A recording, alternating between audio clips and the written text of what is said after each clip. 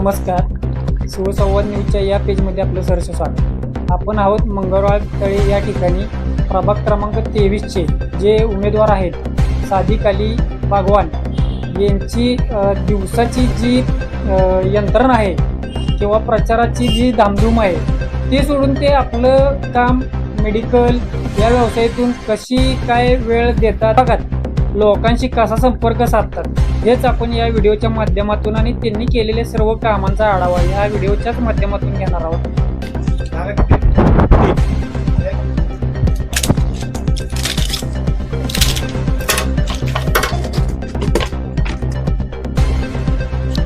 नमस्कार, मी सादिक अली बागवान.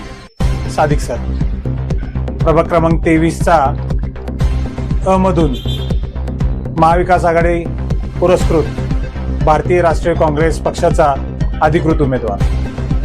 प्रभाग क्रमांक 23 मधून पुरुषांच्या वर्गामध्ये इतर मागासवर्गीय प्रवर्गामधून आज या निवडणुकीला सामोरे जात आहे. आज या निवडणुकीला सामोरे जात असताना प्रभागातील जनतेचा उत्साह आणि माझी उमेदवारी या प्रभागात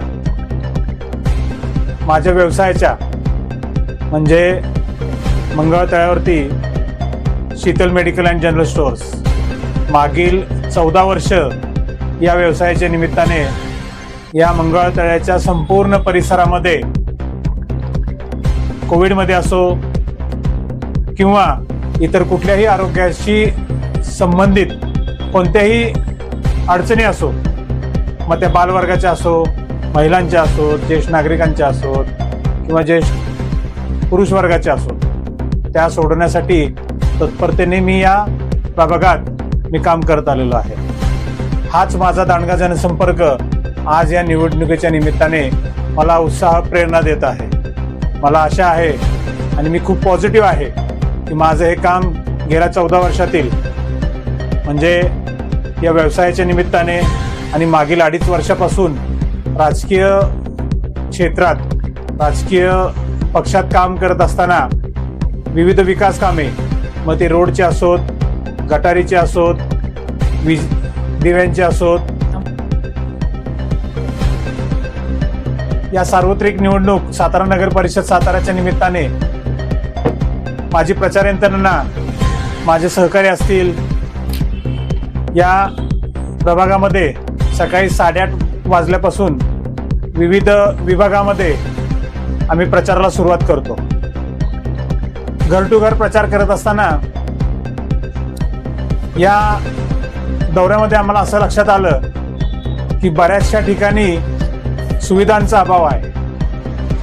आज आपण जर बघितलं तर सातारा नगर परिषद सातारा आणि ही सातारा नगर परिषदेची निवडणूक, संविधानामध्ये निवडणुकीची व्याख्या त्या पद्धतीने लिहिली गेली असेल, पण तुमच्या आमच्यासाठी या निवडणुकीची व्याख्या काय असू शकते? तर या निवडणुकीची व्याख्या असू शकते सामान्य जनतेने या प्रभागातील असो किंवा संपूर्ण सातारा शहरातील असो, सामान्य जनता जी कर स्वरूपात नगरपालिकेला दरवर्षी कर भरत असते, त्या कराच्या मोबदल्यात सर्व नागरिकांना सोयी, मूलभूत सोयी या उपलब्ध व्हाव्यात. म्हणजे काय? आरोग्याच्या संदर्भातल्या असतील, रस्त्याच्या संदर्भातल्या असतील, दिव्यांच्या संदर्भातल्या असतील, पाण्याच्या संदर्भातले प्रश्न असतील आणि इतर काही गोष्टी असतील की ज्या नगरपालिकेच्या मूलभूत सुविधांच्या माध्यमातून या नगरपालिकेने प्रत्येक करदात्याला ह्या पुरवल्याच पाहिजे. छोटंसं उदाहरण सांगायचं झालं तर आज आपण 1 किलो साखर घेतो किंवा 20 रुपयाची 1 लिटर पाण्याची बॉटल घेतो. जर आपण 20 रुपयाची एक पाण्याची लिटरची बॉटल असेल तर ती 20 रुपयाची 1 लिटरची पाण्याची बॉटल तुम्हाला न मिळता 20 रुपयाची अर्ध्याच लिटरची पाण्याची जर बॉटल मिळाली तर तुम्ही ते मान्य कराल का? सातारकर जनता, तुम्हाला हे मान्य आहे का? तर सरळ त्याचं उत्तर आहे की नाही. जर 1 लिटर पाणी 20 रुपयात मिळत असेल तर अर्धा लिटर न मिळता 1 लिटरच मिळालं पाहिजे. त्या पद्धतीने सर्वसामान्य जनता जर सातारचा कर भरत असेल तर त्याचा पूर्ण मोबदला या निवडणुकीच्या माध्यमातून हा मिळालाच पाहिजे, याच्यासाठी आज ही निवडणूक असते. तर अशा माध्यमातून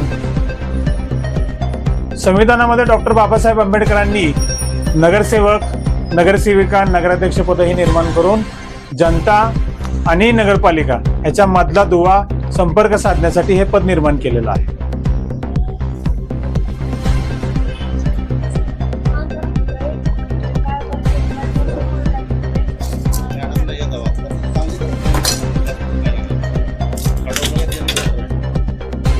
एक आत्ता जेवल्यानंतर घ्यायची, एक सकाळी घ्यायची आणि साधारण एक 15-20 मिनिटानंतर फिडिंग केलं तरी चालेल. असे असंख्य विषय आहेत की जे मी प्रभागात प्रचार करत असताना आज माझ्या समोर येत आहे. हाच विचार घेऊन आज मी समाजकारणात, राजकारणात या निवडणुकीला जनसामान्यांचे प्रश्न घेऊन आज उतरलेलो आहे. मला हीच प्रेरणा देत असते, म्हणून मी आज सकाळी 8:30 ते संध्याकाळी 8:30 पर्यंत या जनतेचे प्रश्न जाणून घेण्यासाठी आज निवडणुकीच्या माध्यमातून मी जनतेला घरोघरी जाऊन संपर्क करत आहे, त्यांचे आजचे प्रश्न विचारत आहे आणि त्या माध्यमातून मी त्यांचे सोडवण्याचे प्रयत्नशील राहील. आज 8:30 नंतर दुकानात म्हणजे मेडिकलमध्ये 11 वाजेपर्यंत थांबतो, कारण हा माझा व्यवसाय आहे, हा माझे पोट आहे. ह्याच्या निमित्ताने मी आरोग्या संदर्भात म्हणजे साधारण आपण बघतो साधारण जेवण 8-9 वाजल्यानंतर प्रॉब्लेम चालू होतात, ते 9-10 वाजल्यानंतर. म्हणजे काय होतं, साधारण जेवल्यानंतर पोटामध्ये गॅस पकडणे, ॲसिडिटी वाढणे, हे जे काही प्रॉब्लेम्स चालू होतात त्याला सोडवण्यासाठी डॉक्टर जर आपण आज बघितलं प्रभागातले असो किंवा सातारा शहरामधले असो, जे जनरल प्रॅक्टिशनर असतात ते साधारण 8 ते 8:30 वाजेपर्यंत असतात. मी स्वतः आवर्जून जनतेच्या याच आरोग्याच्या संदर्भात प्रॉब्लेमसाठी मी 11 वाजेपर्यंत इथं असतो आणि हे जनतेची सेवा करण्याची माझी जी मनापासूनची तळमळ आहे हीच मला शक्ती देते आज 11 पर्यंत मला इथं उभं राहण्यासाठी. सर, 2017, 2021, 2022 यातील प्रशासकीय कारभार याकडे आपण कशा पद्धतीने पाहताय? खूप चांगला प्रश्न विचारला. गेल्या 5 वर्षामध्ये आपण जर या संपूर्ण सातारा शहरामध्ये बघितलं तर लक्षात येईल की विकास कोणाचा झाला. अर्थात सांगायची गरज नाहीये, सातारकर जनता पाहते की विकास कोणाचा झाला. आज जर आपण बघितलं 2017 ते 2021-22 आणि 2025 ते आज आपण निवडणुकीला सामोरे जात असताना साधारण आपण म्हणतो, किंबहुना आपल्या सर्वांनाच माहिती आहे, 10वीचं बोर्ड असतं, 12वीचं बोर्ड असतं आणि युनिव्हर्सिटीची परीक्षा असते. 10वीच्या बोर्डामध्ये 6, 7, 8 जे काही पेपर असतील, विषयांचे पेपर असतील. 12वीच्या बोर्डांमध्ये तसंच असतं, 6 ते 8 काय विषय असतील जे असतील ते. आणि युनिव्हर्सिटीची परीक्षा पास होत असताना जे काही सब्जेक्ट असतील ते. मला एक हा प्रश्न विचारायचा आहे, जर 6 ते 8 सब्जेक्ट 10वीच्या बोर्डाच्या परीक्षेत असतील आणि जर 2 ते 3 सब्जेक्ट जर सोडवले तर तो विद्यार्थी किंवा विद्यार्थिनी 11वीला त्याला ऍडमिशन मिळतं का? तर त्याचं सरळ सोपं उत्तर आहे की नाही. संपूर्ण 6 ते 8 जे काही विषय असतील ते संपूर्ण विषय सोडवल्याशिवाय तुम्हाला पुढच्या वर्गात म्हणजे 11वीच्या वर्गात किंवा 12वी नंतर तत्सम पुढचे जे काय शिक्षण घेणार आहे त्याच्यामध्ये किंवा युनिव्हर्सिटीची एक्झाम पास झाल्यानंतर जे डिग्रीचं सर्टिफिकेट किंवा डिप्लोमाचं सर्टिफिकेट मिळणार आहे त्याच्यामध्ये जर तुम्हाला 10वीमध्ये 12वीमध्ये युनिव्हर्सिटीमध्ये संपूर्ण विषय पास व्हावे लागतात, तर मला आज या निमित्ताने विचारायचं आहे की आज या सातारा नगरपालिकेत असंख्य विषय आहेत. पाणी असेल, रस्ते असतील, आरोग्य असेल, म्हणजे असे विविध विषय आहेत. पण मागील 10 ते 15 वर्षापासून आपण बघतोय की फक्त 2च सब्जेक्ट सोडवले जातात, ते रस्ते आणि पाणी. बाकीचे सब्जेक्ट कुठलाही सोडवलं जात नाही. आणि आम्ही 10वी पास झालो, आम्ही 12वी पास झालो, आम्ही युनिव्हर्सिटीची परीक्षा उत्तीर्ण झाले असा कांगावा करत परत हेच परीक्षार्थी पुढच्या परीक्षेला म्हणजे पुढच्या निवडणुकीला सामोरे जातात. सर, आपण आतापर्यंत केलेल्या समाजसेवेच्या कामाचा थोडासा नक्कीच 2021 पासून मी राष्ट्रीय पक्षामध्ये काम करत आहे. या माध्यमातून सुरुवातीला 2021 मध्ये किती 250 MG 6चं पॅकेट येतं, सकाळ संध्याकाळ 3 दिवस घ्यायचे. अजून विकशे डबे. अजून घ्या 105. 2021 पासून मी राजकारणाला सुरुवात केली. अगदी कोविडमध्ये या व्यवसायाच्या माध्यमातून घरोघरी औषध पोहोचवणे असो, घरी कोणाला इमर्जन्सीचे क्वारंटाईन आहेत आणि जे घरामध्ये आहेत त्यांना ऑक्सिजन पोहोचवण्यासाठीची मदत असो, किंवा ज्यांना ॲडमिट होण्यासाठी बेड मिळत नाहीयेत अशांना बेड मिळवण्यासाठीची व्यवस्था करण्याचं साधारण जी कल्पना आहे किंवा जे प्रभुत्व आहे त्या प्रभुत्वाने त्यांना बेड देण्यासाठी, बेड मिळवण्यासाठीची धडपड असो.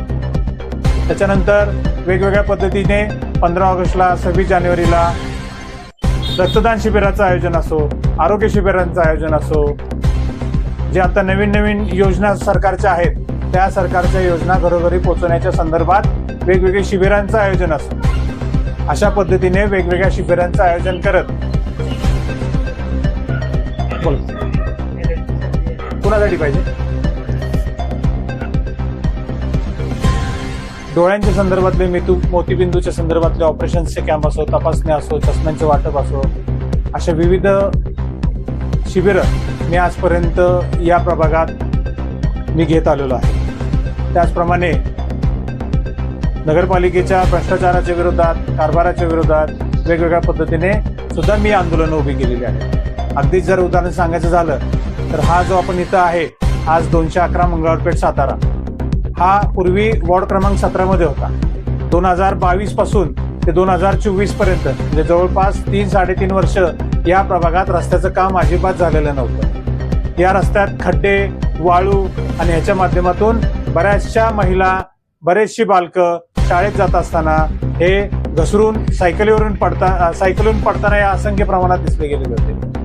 मी या प्रकरणात 2024 मध्ये 27 डिसेंबर 2024ला मी प्रथम नगरपालिकेला या संदर्भातलं निवेदन दिलं आणि त्याच्यानंतर बॉम्बाबोम आंदोलन असो, पिपाणी आंदोलन असो, यामार्फत या प्रभागातले सर्वच रस्ते म्हणजे जुना वॉर्ड क्रमांक 17तले सर्वच रस्ते मी नगरपालिकेत PWDच्या सहकार्याने हे सर्व रस्ते पूर्ण केले. त्याच पद्धतीने आज सिटी सर्वे क्रमांक 134-135 यादव गोपाळपेठ सातारा, प्रतापसिंह उर्फ दादा महाराज उद्यान 2017-18 पासून जवळपास 5.5-6 वर्ष झालं ते उद्यान आज कोट्यवधी रुपये खर्च करून सुद्धा त्या उद्यानाची अवस्था अतिशय वाईट आहे. 14 फेब्रुवारी 2024 रोजी मी ते आंदोलन हातात घेतलं.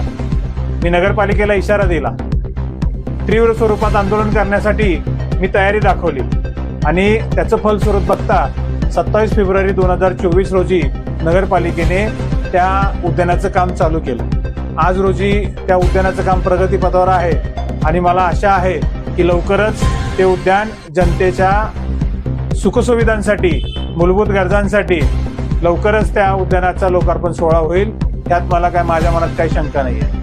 त्याच पद्धतीने जर आपण बघायला गेलं तर आज असंख्य घरावरती QR कोड बसवलेले गेलेले आहेत, गळ्यांवरती QR कोड बसवले गेलेले आहेत, हॉटेलवरती QR कोड बसवले गेलेले आहेत. कोट्यवधी रुपयांची उधळवणूक या QR कोडच्या माध्यमातून झालेली आहे. मला आज सामान्य जनतेला प्रश्न विचारायचा आहे की आज हे QR कोड कचरा निर्मूलनासाठी असतील तर जनतेनेच ह्याचं उत्तर द्यावं की हे QR कोड राजरोसपणे किती स्कॅन केले जातात.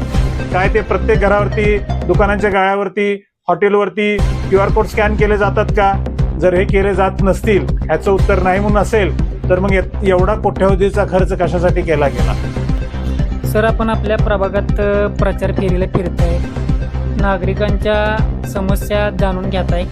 प्रभागात काय काय नक्की समस्या आहेत? विद्यार्थी असतील, ज्येष्ठ असतील, युवक युवती आणि सर्वच नागरिकांच्या कोणकोणत्या समस्या आहेत? अगदी आज माझा हा प्रभाग जर बघितला तर हा महादरे, चिमनपुरा पेठ, गारेचा Ganpati,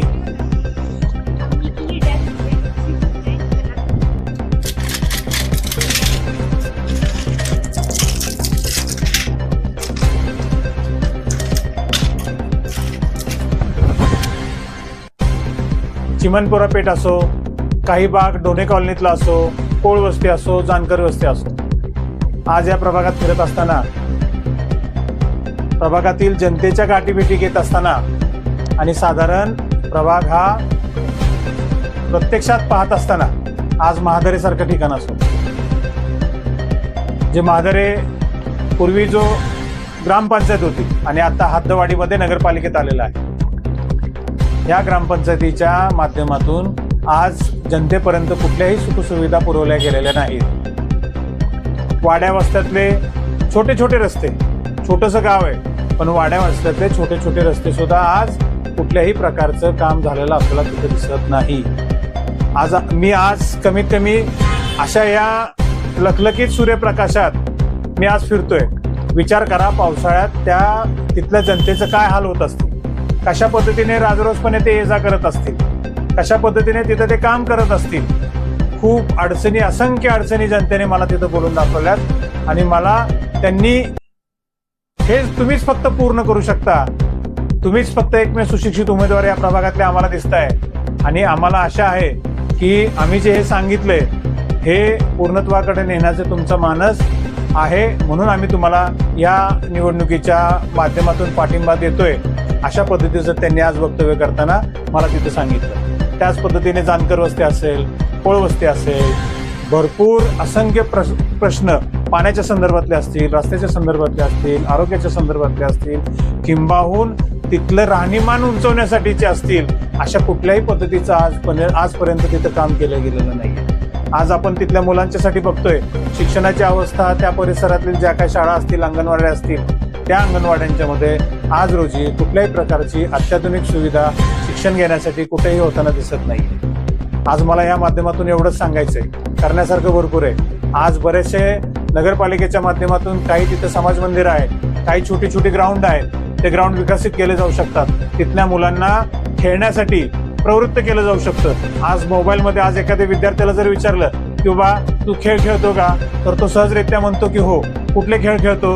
cricket, kabaddi, lawn tennis, football हे खेळ खेळतो. मग त्याला विचारल्यानंतर की बाबा हे सगळं खेळतो, मग तुला शाळेत जायला वेळ मिळतो का, तर तो म्हणतो हो. मग त्याला विचारतो की बाबा मग तू हे सगळं कधी खेळतो, तर मला आम्ही घरी खेळतो. मग मला प्रश्न पडतो की तू घरात कसा काय एवढे सगळे खेळ खेळतो, तर तो म्हणतो की मी हे सगळं मोबाईलवर खेळतो. मग आज ग्राउंड उपलब्ध असताना सुद्धा मोबाईलवरती मुलं खेळ खेळतायत. जर हे ग्राउंड विकसित करता आले तर मोबाईल हातात सोडून मुलं ग्राउंडवरती येतील, शारीरिकदृष्ट्या तंदुरुस्त होतील. आज चांगले इथं पार्क आहेत, बगीचे आहेत, ते सुद्धा एक समाजकारणातून, एक सुशोभीकरणातून चांगल्या पद्धतीने ते उभारले जाऊ शकतात. आणि ज्येष्ठ नागरिकांना एक वेळ घालवण्यासाठी, एक आनंददायी वातावरण करण्यासाठी, मुलांच्या बरोबर राहण्यासाठी एक चांगल्या पद्धतीनं हे काम या प्रभागातून होऊ शकतं. साताऱ्यातले असतील ते अशा ठिकाणी भरकटले जात आहेत की व्यसनाधीन होत आहेत, त्याबद्दल तुम्हाला काय वाटते? अतिशय गंभीर प्रश्न आहे. मी आज घरोघरी फिरत असताना मला 2 घरं 3 घरं सोडून मला हा प्रश्न आज महिलांच्याकडून विचारला जातो. मला आज सुशिक्षित म्हणून आज माझ्याकडे बघतायत आणि खरोखरीच जनता आनंदित आहे की एकमेव सुशिक्षित उमेदवार या प्रभागातून त्यांना मिळाला आणि त्यांना मतदान करण्याची संधीही मिळते. याच पद्धतीनं ते मला आज विचारतायत की जर आम्ही तुम्हाला निवडून दिलं तर आज आमची जी मुलं आहे की जे उच्च शिक्षण घेऊन आज पुणे, मुंबई, बेंगलोर अशा ठिकाणी ही मुलं काम करतायत, साताऱ्यात त्यांना काम करण्याची सुवर्ण संधी की ज्या पद्धतीचा पगार या सातारमध्ये पाहिजे त्या पद्धतीचा पगार सातारमध्ये मिळत नसल्याने ही मुलं आज मुंबई, पुण्यासारख्या ठिकाणी जात आहेत. आज घरात जर परिस्थिती बघितली, ज्या वयोगटामध्ये आज त्यांचे आई वडील आहेत, म्हणजे त्यांच्या आई वडिलांना हाताची काठी, आधाराची काठी ज्यावेळेस व्हायचे ती काठी आज त्यांना स्वतःला धरावी लागते आणि आज मुलं मुंबई, पुण्यासारख्या ठिकाणी आहेत. ही वस्तुस्थिती आहे. अक्षरशः त्रासाने, अक्षरशः आक्रोशाने आज त्या महिलांनी माझ्यासमोर हे प्रश्न मांडले आणि त्याच्यासाठी तुम्ही काहीतरी करा ज्यामुळे आज आपल्या इथं चांगले चांगले रोजगार येतील, चांगल्या कंपनी येतील आणि त्या कंपन्याच्या माध्यमातून ही मुलं पुण्या, मुंबई सारख्या ठिकाणाहून पुण्या, मुंबई सारख्या ठिकाणी होऊन परत सातारमध्ये येतील आणि त्यांना इथं नोकऱ्यांची एक चांगल्या पद्धतीची उत्तम संधी मिळेल. यासाठी तुम्ही काम करा. अशा पद्धतीचं त्यांनी मला एक सूचना त्यांनी दिला. IT पार्कचा नारळ फुटला, पण त्या IT पार्क आपल्याला असं वाटतं की कधी चालू होईल? खूप छान, अतिशय सुंदर प्रश्न आहे. IT पार्कच्या संदर्भात जर बोलायचं झालं तर IT पार्कच्या जागेच्या पाहणीसाठी ड्रोन उडवलं गेलं. ड्रोनद्वारे पाहणी केली गेली. दुसऱ्या दिवशी सगळ्या न्यूजपेपरमधनं संपूर्ण सातारा शहरात नव्हे संपूर्ण जिल्ह्याभर ही न्यूज पसरली की सातारा शहरामध्ये IT पार्क होता. पण दुसऱ्या दिवशी ज्या दिवशी ड्रोन उडवलं गेलं, पाहणी झाली, त्याच्या दुसऱ्या दिवशी जर तुम्ही आज गुगल सर्च केला तर तुम्हाला लक्षात येईल की माननीय मुख्यमंत्र्यांनी साधारण सकाळच्या सत्रामध्ये एक बाईट दिली आणि त्या बाईटमध्ये साधारण 37 कोटींच्या आसपास 19 प्रोजेक्ट त्यांनी महाराष्ट्रात आणले. त्यातले काही रत्नागिरीला गेले, काही नागपूरला गेले, काही मुंबई परिसरामध्ये गेले. आज साताऱ्यामध्ये 8 आमदार आणि त्यातील 4 मंत्री, त्यात एक उपमुख्यमंत्री, सातारचे खुद्द सार्वजनिक बांधकाम मंत्री, पालकमंत्री, एवढा सगळा लावा जमा असून सुद्धा एखादं साधं प्रोजेक्ट त्यातला सातारमध्ये आणता आला नाही. आज दोन्ही मुख्यमंत्री म्हणजे पूर्वीचे शिंदे साहेब, आत्ताचे फडणवीस साहेब दबसला गेले. दबसमधून 19 प्रोजेक्ट आले. सातारचे मुख्यमंत्री असताना एकनाथ शिंदे साहेब असतील, सातारचे आत्ताचे मंत्री असताना, मग त्या दबसमधून एकनाथ शिंदे असताना सुद्धा आणि आत्ताचे मंत्री सुद्धा असताना सुद्धा एखादा प्रोजेक्ट सुद्धा साताऱ्यात आणता आला नाही. अतिशय खेदाची गोष्ट आहे. प्रोजेक्ट आणता आला नाही. आता सरांनी प्रश्न विचारला त्या IT पार्कच्या संदर्भात. हे IT पार्क होणं म्हणजे खूप वर्षापूर्वी विमानतळ होण्याचं आश्वासन. हे IT पार्क होणं म्हणजे खूप वर्षापूर्वी किंबहुन आत्ता खासदारकीच्या इलेक्शनच्या वेळेस अजिंक्यतारा किल्ल्यावरती रोपवे होण्यासारखे. खूप वर्षापूर्वी म्हणजे जास्त नाही, मागच्या वर्षीच फेब्रुवारी 2000 मध्ये अंदाजे 17 कोटीचं नवीन बसस्थानक होणं. आज वर्ष झालं तरी आपण ते बसस्थानक पाहतोय. मग ते 17 कोटी नाहीये, नवीन बसस्थानकही नाहीये. त्याच पद्धतीने हे IT पार्क सुद्धा नाहीये. हे फक्त इलेक्शनसाठी केलं गेलेला हा गाजावाजा आहे. मतं मिळवायची, नंतर विसरून जायचं आणि परत पुन्हा 5 वर्षात आमदारकी आणि खासदारकी इलेक्शन जर सामोरे आले, त्याला सामोरे जाताना कुठंतरी तो विकासाचा नारा फोडायचा, विकास करतोय असा दाखवायचा आणि परत ते काम तसंच ठेवायचं आणि सोडून द्यायचं. अशा पद्धतीचंच हे IT पार्क आहे. हे फक्त बुलबुले आहे, भूलतापा आहेत. सातारकरांना काहीही मिळणार नाहीये. तुमच्या प्रभागातील जनतेनं जर चान्स दिलाच तर आपलं साताऱ्यासाठी काय विजन राहणार? या सार्वत्रिक निवडणूक 2025 सातारा नगर परिषद साताराच्या निमित्ताने माझ्या प्रभागात आज रस्ते असतील, आरोग्याच्या सुविधा असतील, पाणी असतील, विजेच्या संदर्भातले काही प्रश्न असतील, हे तर प्रामुख्याने सोडवलेच जातील. पण प्रायोरिटीने मुलांच्या शिक्षणाच्या संदर्भातल्या काय भूमिका असतील, सुशिक्षित बेरोजगारांच्या रोजगाराच्या संदर्भात काय प्रश्न असतील, त्याच पद्धतीने मुलांच्या खेळाच्या संदर्भात, कलेच्या संदर्भात आणि त्यांच्या वाढीसाठी जे काय करता येईल ते प्रायोरिटीने करण्यासाठी मी आज या निवडणुकीला सामोरे जात आहे. आज जर बघितलं तुम्ही तर समाजाला एक नगरसेवक, आदर्श नगरसेवक कसा असावा? चांगला प्रश्न आहे. या प्रभागात किंवा संपूर्ण साताऱ्यात नगरसेवक कसा असावा, साधारण ही लोकांची जी इच्छा आहे किंवा त्यांच्या मनामध्ये जे आहे तो जनतेशी निगडीत असावा, कार्यपद्धतीमध्ये, कार्यकुशलतेमध्ये तत्परता असावा, सर्वांना सहजतेने त्यांच्या घरी जाता येईल, किंबहुना तो नगरसेवक जसा मतदाना दिवशी जातो तसा इतर वेळेसही तो मतदारांपर्यंत पोहोचणारा असावा. अडीअडचणीच्या वेळेस त्यांच्याशी, म्हणजे ते सुखाच्या असो किंवा दुःखाच्या असो, त्यांच्याबरोबर तो राहणारा असावा. रात्री अपरात्री समस्यांच्या बाबतीत काही फोन केले गेले तर ते फोन बंद न असता फोन चालू ठेवून तो फोन उचलणारा असावा. कुठल्याही माध्यमातून कुठल्याही व्यावसायिकच्या दृष्टिकोनातून तो व्यावसायिक नसावा, पण जनतेशी एकलग्न संलग्न आणि जनतेच्या सर्वच कामांच्या बाबतीत म्हणजे कुठल्याही विषयावरती कुठल्याही अडचणी असो त्या अडचणी सोडवण्यासाठी तो तत्परता आणि जागरूक कार्यकुशल असावा. शेवटचा प्रश्न सर विचारतो, समाजसेवक का नगरसेवक? समाजसेवक का? तर मी आज या मेडिकलच्या माध्यमातून सेवाच देतो. आज जर आपण बघितलं किंबाहून जर एक व्याख्या बघितली तर जनसेवा किंवा आरोग्य सेवा हीच ईश्वर सेवा, या माध्यमातून मी जनसेवक म्हणून आज या निवडणुकीच्या निमित्ताने मला एक संत ज्ञानेश्वर महाराजांची एक छान ओळ आठवते आणि ती ओळ म्हणजे करूया सुखी संसार आनंदी भरू तिन्ही लोक.